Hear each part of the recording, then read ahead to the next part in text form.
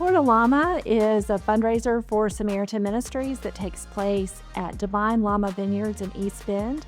It's a great cycling event because there's something for everyone. Cyclists can choose between a 21-mile, 38 or 60-mile route. It's a great way to see the beautiful countryside in Yadkin County, have fellowship with your friends, and support a great cause. It takes everyone doing their part for us to fulfill our mission. Whether it's a gift of time, talent, or treasure, it all adds up to make a difference. Tour de Llama is so much fun. We've been doing it for 11 years now, and we get to see cyclists who've been part of the event all this time, but we also get to meet new people every year.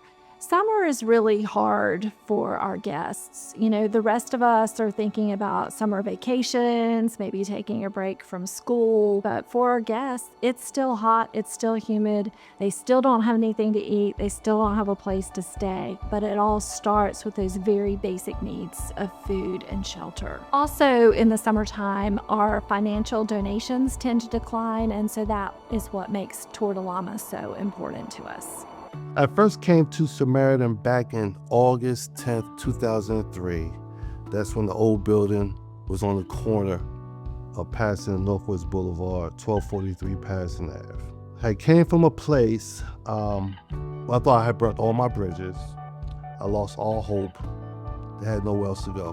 When I first got clean, I got clean, of course, here for me. It wasn't the drugs, but it was a loving power who wanted the best for me. Then I had to learn I needed the best for me. August 10th, 2025 will be, God permission, 23 years. When I think back to all the volunteers during my time at Samaritan Ministries, from being a homeless shelter guest through Project Cornerstone, just getting the warm welcome of our volunteers that they want to do this. They don't get paid to do this. Just like endless, tireless hours of manpower that they put in, and they take great pride of their work. Samaritan definitely gives hope just by virtue of the fact that they've been here for 44 years. That consistency is amazing. And also, there has never been a time during COVID, during weather, during anything that's happened, natural disasters, when they have been closed. To think that Jesus, the Savior of the world, had no home, no place to call home. It was only by the grace and the support of the people around him that he was able to perform his ministry.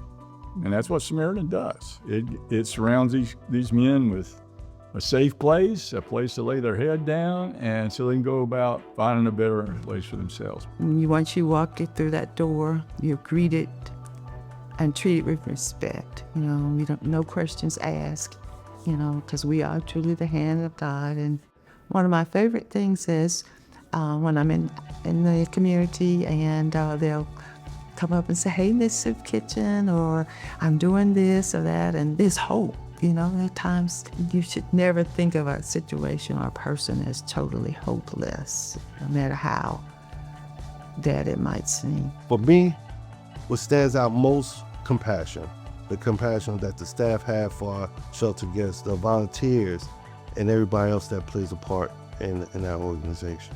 What we do is so critical for the community by providing food and shelter, and donors help us be available 24/7, 365. But it all starts with those very basic needs of food and shelter. When we can meet those needs, then our guests can move forward with their lives.